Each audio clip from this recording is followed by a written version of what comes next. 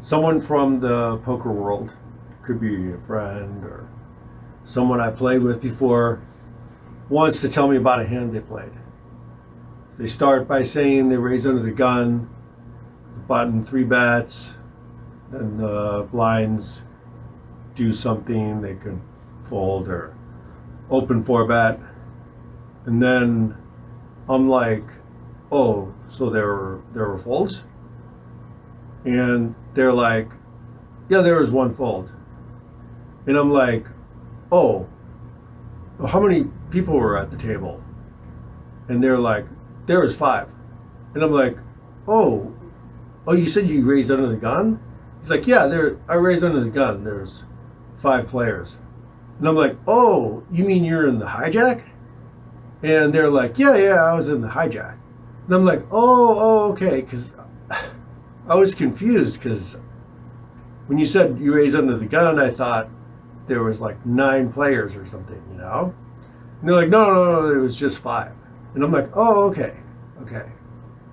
So I can't like remember how many times I've heard some version of this story over the past couple decades or so. In all these situations, like I have to like interrupt the person who's telling the story, so I can follow the story.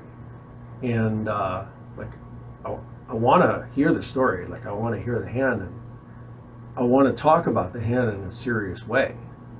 But I want to have to interrupt someone just every time they tell the story, just because I'm already sort of lost. As I'm going to show, like, this isn't necessarily really the fault of the people telling the story.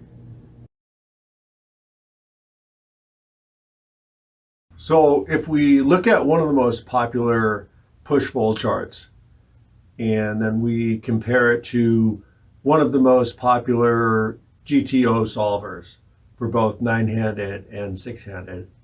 And then we also add in one of the most popular HUD tracking software for both 9-handed and 6-handed.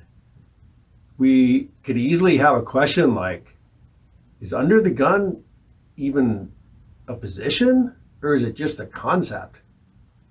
And if it is a position, where exactly is it? So the two things that you can see that all these have in common is, number one, as long as there's 3 or 4 people at the table, it's not head up. They all agree on the names and the exact positions of the big blind, the small blind, the button, and the cutoff.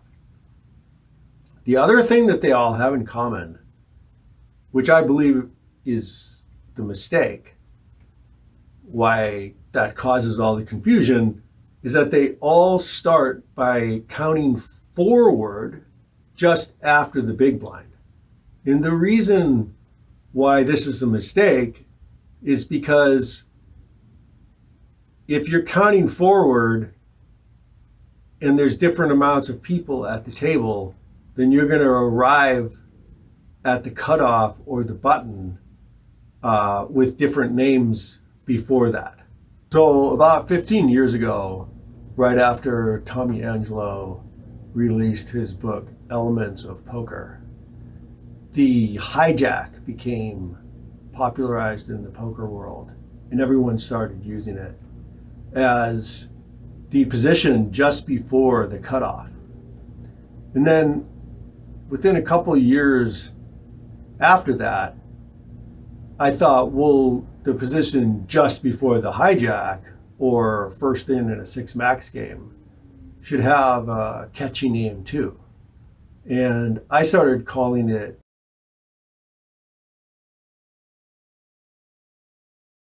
I've used that name ever since as the position just before the hijack.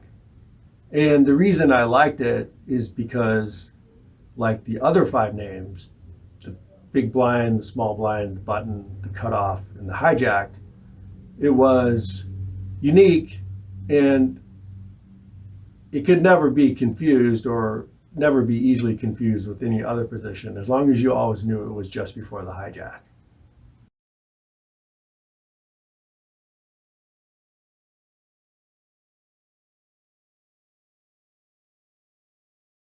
In 2011, I was creating my own GTO strategy and I realized I needed to name the other three positions at the table for a full ring game. So I added under the gun 2, which would always be just before the bingo, under the gun 1, which would always be just before under the gun 2, and under the gun, which would always be just before under the gun 1. Under the gun would always be first in a 9-handed game. And then in 2014, a poker friend of mine, Derek, suggested that we change under the gun 2 to just U2, because that way it would be less confusing and more distinct, like the button, the cutoff, the hijack, or the bingo. So I've used that ever since. And the reason that I like to use this system is because I'm counting backwards from the big blind. So, for instance, the cutoff is always just before the button, and the small blind is always just before the big blind. So you never can confuse the positions. Whereas counting forward, it causes all kinds of confusion. Some live poker rooms have 10-handed tables. So in that case, I call first to act in a 10-handed game under the gun 10, which is always just before under the gun. So in summary, the reason I like this system is because every position has an exact name, counting backwards from the big blind. And when combined with the phrase first to act, there can never be any confusion as to how many players are at the table. If I say, for example, I open first to act in U2, then there have to be exactly 7 players at the table. There can't be any more, and there can't be any less.